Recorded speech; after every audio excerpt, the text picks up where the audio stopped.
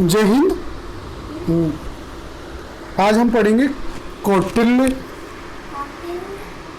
के सप्तांग सिद्धांत। हम कौटिल्य के राज्य पर विचार की इस श्रृंखला के तीसरे वीडियो में राज्य की सप्तांग राज्य की धारणा पर विचार करेंगे। इससे पूर्व हमने क्या क्या पढ़ लिया है?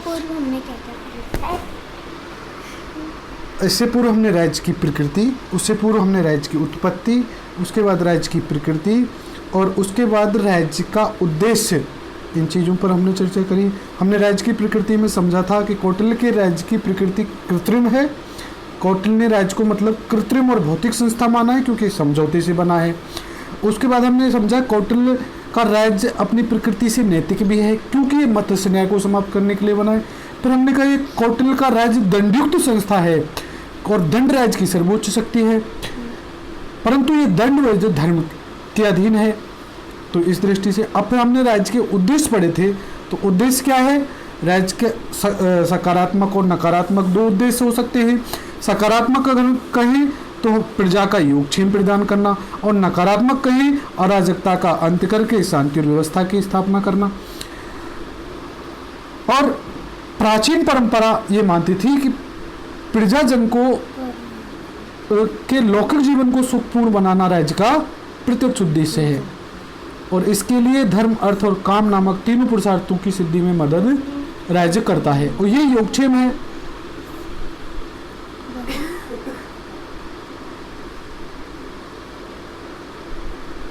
और कौटिल्य ने जो मुख्य उद्देश्य है, कौटिल्य ने जो दंड नीति का जो मुख्य उद्देश्य है वही उसके राज्य का भी मुख्य उद्देश्य है। वो है अप्राप्त की प्राप्ति करना और प्राप्त किए हुए की रक्षा करना और रक्षित की वृद्धि करना और इस प्रकार संवर्धित जो वृद्धि किया हुआ है, जो संवर्धित है, उसको योग्य स्थानों और पात्रों में वितरित करना। और अगला जो उद्देश्य था वो था परंपरागत वैदिक समाज की स्थापना, परंपरागत वैदिक समाज व्यवस्था की रक्षा करना, यानी वर्णाश्रम धर्म की रक्षा करना। अब है राज्य की सप्तांग प्रकृति। राज्य की कैसी प्रकृति? सप्तांग प्रकृति। प्राचीन भारतीय राज्य शास्त्र में राज्य को उपमा के तौर पर एक प्राणी शरीर मानने की परंपरा रही है। इसको ही हम सावयव कहते हैं, जब राज्य की तुलना एक शरीर से की जाए और जिसके 7 अंग होते हैं। ऐसा ही हमने मनु में भी पढ़ा था। अतः प्राचीन भारतीय राज्य शास्त्रियों ने राज्य को सप्त प्रकृति राज्य अथवा सप्तांग राज्य कहा है। कौटिल्य ने भी इस सर्वसम्मत प्राचीन परंपरा का अनुकरण करते हुए राज्य के 7 अंग अथवा 7 प्रकृतियां स्वीकारी हैं। पहली है स्वामी, दूसरी आमात्य, तीसरी जनपद, चौथा दुर्ग, 5वां कोश, 6वां दंड और 7वां मित्र। ये इसी क्रम से हैं। आइए देखते हैं स्वामी के बारे में कौटिल्य का क्या कहना है। कौटिल्य ने राजा को स्वामी कहा है। राज्य के 7 अंगों में क्रम की दृष्टि से स्वामी का स्थान प्रथम है, वह दंडधर है। स्वामी का स्थान कैसा है? प्रथम है। वह कैसा है? वह दंडधर है। और महत्व की दृष्टि से उसका स्थान कैसा है? केंद्रीय है। कौटिल्य का मत है कि राज्य की अन्य प्रकृतियां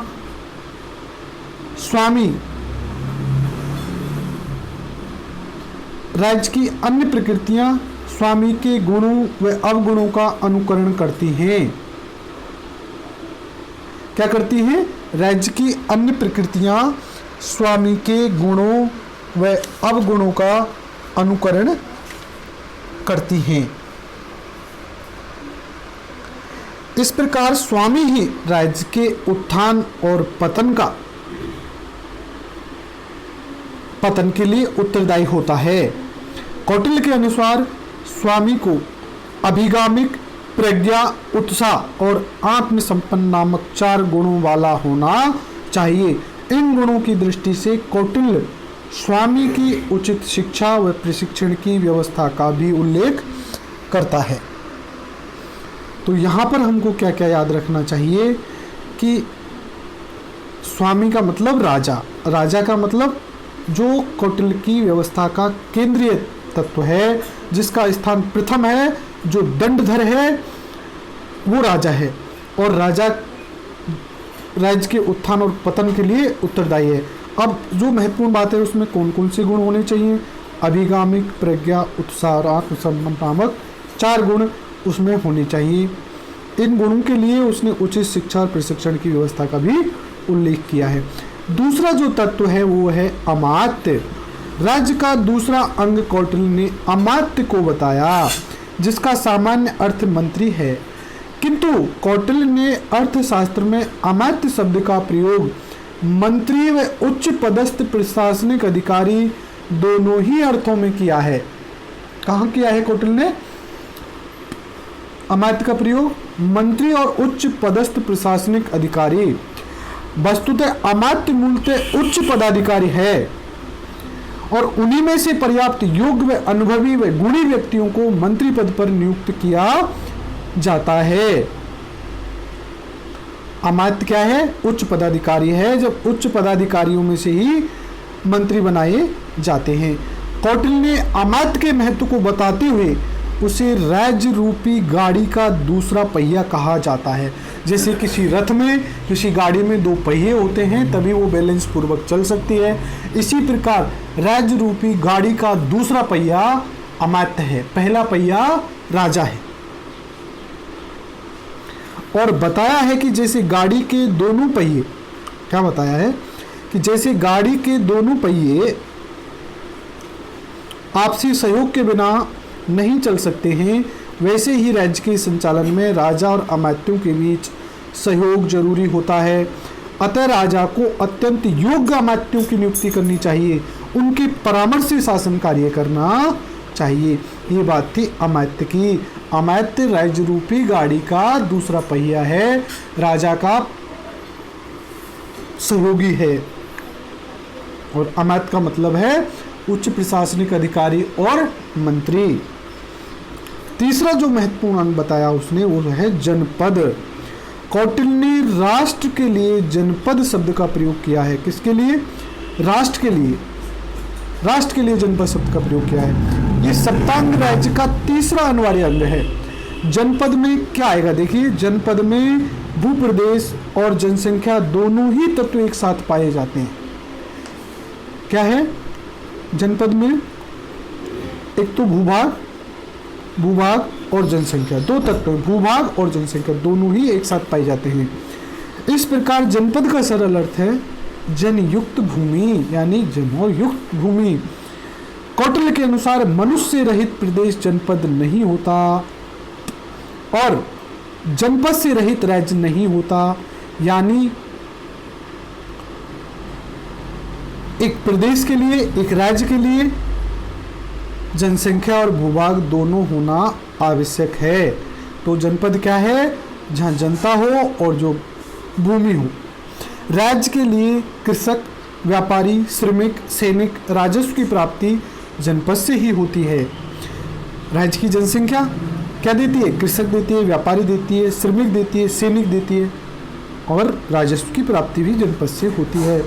अतः राज्य के निर्माण व संचालन की में जनपद का विशेष महत्व होता है। कौटिल्य ने जनपद की स्थापना के बारे में अपने विचार व्यक्त किए हैं। उनका मत है कि अन्य राज्यों की जनसंख्या को बुलाकर अथवा अपने राज्य की जनसंख्या की वृद्धि करके नए जनपद बसाने चाहिए। उन्होंने जनपद के निर्माण में रक्षा, कृषि, खान, पशुधन, ईंधन, निवासियों की राजनिष्ठा, जलवायु आदि विभिन्न तत्वों की दृष्टि से भी विचार किया है। यानी जैसे हम कहते हैं एक राज्य में क्या होना चाहिए, एक अच्छा राज्य कैसे बनता है, यानी अच्छे नागरिक होने चाहिए जिनमें राजनिष्ठा हो और आत्मनिर्भर होने के लिए उसकी रक्षा व्यवस्था अच्छी हो, उसकी कृषि अच्छी हो, उसके पास खान खनिज हो। इस प्रकार से उल्लेखनीय है कौटिल्य ने राज्य की एक प्रादेशिक इकाई के रूप में भी जनपद का उल्लेख किया है। विशिष्ट अर्थ में जनपद आधुनिक जिला जैसी प्रशासनिक इकाई माना जा सकता है। दुर्ग का मतलब है राज्य का चौथा प्रमुख अंग दुर्ग है। कौटिल्य ने दुर्गों के निर्माण, दुर्गों की सीमा के अंदर बनाए जाने योग्य राजभवन तथा नगर के प्रमुख स्थानों के निर्माण पर विस्तार से विचार किया है। शत्रु आक्रमणकारियों से, कहने का मतलब कौटिल्य ने केवल दुर्गों को नहीं बताया, दुर्गों के अंदर भवनों का भी विस्तार से वर्णन किया और राज्य की सीमा के अंदर बनाए जाने वाले दुर्गों के बारे में भी बताया और नगर के प्रमुख स्थानों पर कहाँ कहाँ कौन कौन से दुर्ग बनाए जाने चाहिए उन सब के बारे में कौटिल्य ने बताया। शत्रु आक्रमणकारियों से राज्य की रक्षा में दुर्ग का विशेष महत्व होता है, किंतु वास्तव में दुर्ग ऐसा भी स्थान है जहां विजिगीषु यानी जीत की इच्छा वाला राजा शत्रु पर आक्रमण करने से पहले, विजिगीषु जहां शत्रु पर आक्रमण करने से पहले अपनी आक्रमणकारी सैन्य शक्ति का भली भांति संचय करने में समर्थ होता है। इस प्रकार दुर्ग का प्रत्यक्ष रूप से सुरक्षात्मक और अप्रत्यक्ष रूप से आक्रमणात्मक दोनों ही महत्व होते हैं, सुरक्षा की दृष्टि से और आक्रमण की दृष्टि से। सुरक्षा की दृष्टि से महत्व है कि विजिगीषु जो राजा है वो आक्रमण करने से पहले अपनी सैन्य शक्ति का संचय दुर्ग में करता है। कौटिल्य के अनुसार राजा को अपनी राजधानी नगर के साथ ही जनपद की विभिन्न दिशाओं तथा जनपद के मध्य के प्रमुख स्थानों पर दुर्ग का निर्माण करना चाहिए। इन दुर्गों को सेना, अन्न, ईंधन, नमक, पानी, अस्त्र शस्त्र, बारूद आदि की दृष्टि से आत्मनिर्भर होना चाहिए। अर्थशास्त्र में 4 प्रकार के दुर्ग बताए गए हैं। देखिए कौन कौन से हैं 4 प्रकार के दुर्ग: औदक दुर्ग, पार्वत दुर्ग, धानवन दुर्ग, वन दुर्ग। कौटिल्य के अनुसार औदक और पार्वत दुर्ग शत्रु के प्रत्यक्ष आक्रमण से राजा व प्रजाजन दोनों की रक्षा करने में सहायक होते हैं, जबकि धानवन दुर्ग व वन दुर्ग शत्रु से पीड़ित राजा के लिए छुपने के लिए उपयुक्त स्थान होते हैं, उसकी रक्षा में सहायक होते हैं। देखिए क्या है, औदक दुर्ग वो दुर्ग होता है जो पानी से घिरा हुआ हो, पार्वत दुर्ग वो होता है जो दुर्गम पर्वतों में स्थित हो, धानवन दुर्ग वो होता है जो रेगिस्तान या मरुस्थल में स्थित हो, और वन दुर्ग जो घने जंगलों में स्थित हो। कोश: कौटिल्य प्राचीन भारतीय राजनीति की अर्थशास्त्रीय संप्रदाय के प्रमुख आचार्य हैं। इससे पूर्व के लेक्चर में भी हमने बताया कि कौटिल्य ने धर्म से भी ज़्यादा अर्थ को महत्व दिया है। कौटिल्य ने धर्म से भी ज़्यादा अर्थ को महत्व दिया है। वो अर्थशास्त्रीय संप्रदाय के प्रमुख आचार्य हैं। उन्होंने राज्य संचालन में कोश की विशिष्ट भूमिका को स्वीकारा है। कौटिल्य ने के अनुसार राज्य के संपूर्ण कार्यों का आधार क्या है? कोश है। राजा को चाहिए कि वे सर्वप्रथम कोश के विषय में विचार करे। उन्होंने कोश के गुण को प्रकट करते हुए कहा है कि राजकोष ऐसा होना चाहिए जिसमें पूर्वज राजाओं एवं स्वयं धर्म पूर्वक की गई आय संचित हो। कैसी आय? धर्म पूर्वक की गई आय। कैसी आय होनी चाहिए? धर्म पूर्वक की गई आय संचित होनी चाहिए। अपने पूर्वजों की आय हो और स्वयं के द्वारा धर्म पूर्वक की गई आय से संचित हो। उसे धान्य, स्वर्ण, चांदी, विभिन्न प्रकार के बहुमूल्य रत्नों से इतना संपन्न होना चाहिए कि लंबे समय तक चलने वाले दुर्भिक्ष एवं आपत्ति से प्रजाजन की रक्षा करने में समर्थ हो। कौटिल्य का मत है कि कोष का संचय धर्म पूर्वक किया जाना चाहिए। दंड: सप्तांग राज्य का छठा अनिवार्य अंग दंड है, जिसका सामान्य अर्थ सैन्य बल है। सेना राज्य की रक्षा तथा विस्तार की दृष्टि से राज्य का अति महत्वपूर्ण अंग है। कौटिल्य ने सेना का महत्व बताते हुए कहा है कि जिस राजा के पास शक्तिशाली सेना होती है उस राजा के मित्र तो मित्र बने ही रहते हैं, शत्रु भी मित्र बन जाते हैं। कौटिल्य ने एक यथार्थवादी आधार रखा। जो हम यथार्थवाद अंतर्राष्ट्रीय राजनीति, विदेश नीति में जब हम यथार्थवाद को पढ़ते हैं तो कौटिल्य को याद किया जाता है। तो शक्तिशाली राजा को कैसा होना चाहिए? शक्तिशाली। और शक्तिशाली होगा तो क्या होगा?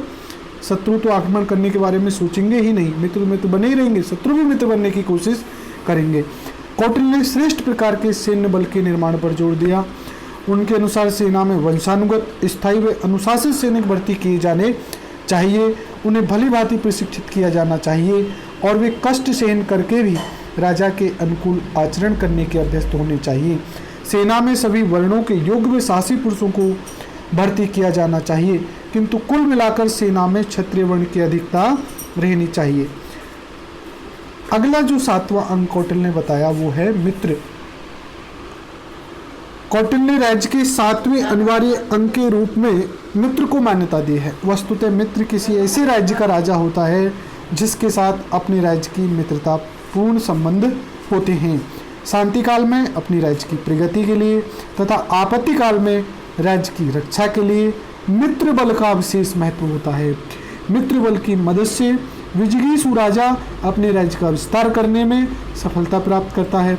अतः कौटिल्य ने राजा को सदैव मित्र संग्रह के लिए प्रयत्नशील करने का परामर्श दिया है। किसके लिए? मित्र संग्रह के लिए। उन्होंने मित्र के गुण को प्रकट करते हुए कहा है कि मित्र ऐसा होना चाहिए जो वंश परंपरा से मित्र हो, जो स्थायी हो, जो अपने बस में रहने वाला हो, जिनसे विरोध की संभावना नहीं हो। अब ये मित्र कैसा होना चाहिए? तो वंश परंपरा से मित्र हो, स्थायी हो, बस में रहने वाला हो, जिससे विरोध की संभावना ना हो, आपत्ति आने पर तत्काल मदद के लिए तैयार हो। मित्र में उक्त गुणों का होना मित्र संपन्न कहा जाता है। मित्र संपन्न कहा जाता है। अब आगे है कि राज्य के विभिन्न अंगों का सापेक्षिक महत्व क्या है। कौटिल्य ने उपरोक्त 7 अंगों के तुलनात्मक महत्व एवं वरीयता का अगले रूप में प्रकट किया है। वरीयता वही है जो ऊपर बताई गई है। सबसे महत्वपूर्ण स्वामी, अमात्य, जनपद, दुर्ग, कोष, दंड एवं मित्र है। इसी क्रम से ये इनकी वरीयता है। और इन पर विपत्ति आने पर पीछे वाले की तुलना में पहले वाले पर विपत्ति आना अधिक कष्टकारी होता है। उदाहरण के लिए स्वामी एवं अमात्य इन दोनों पर विपत्ति आ जाए तो स्वामी की विपत्ति अधिक भयकारी होती है। इसी प्रकार अन्य के बारे में भी समझ लेना चाहिए। दूसरी जगह कौटिल्य ने यह भी कहा है कि राजा राज्यमिति प्रकृति संक्षेप, यानी राज्य की प्रकृति में 2 ही चीज महत्वपूर्ण है, राजा और राज्य। राजा और राज्य। राज्य की प्रकृति में राजा और राज्य राज्य की 2 ही मूल प्रकृति या 2 ही मूल अंग होते हैं, राजा और राज्य। यानी राज्य की 7 प्रकृतियों में राजा की प्रधानता को स्पष्ट करते हुए कौटिल्य ने कहा है कि स्वामी ही अन्य प्रकृतियों के अभ्युदय व पतन का कारण होता है, क्योंकि 7 प्रकृतियों में स्वामी ही प्रधान होता है। अतः मूल प्रकृति स्वामी का जैसा स्वभाव होता है उसकी प्रकृतियों का वैसा ही स्वभाव हो जाता है।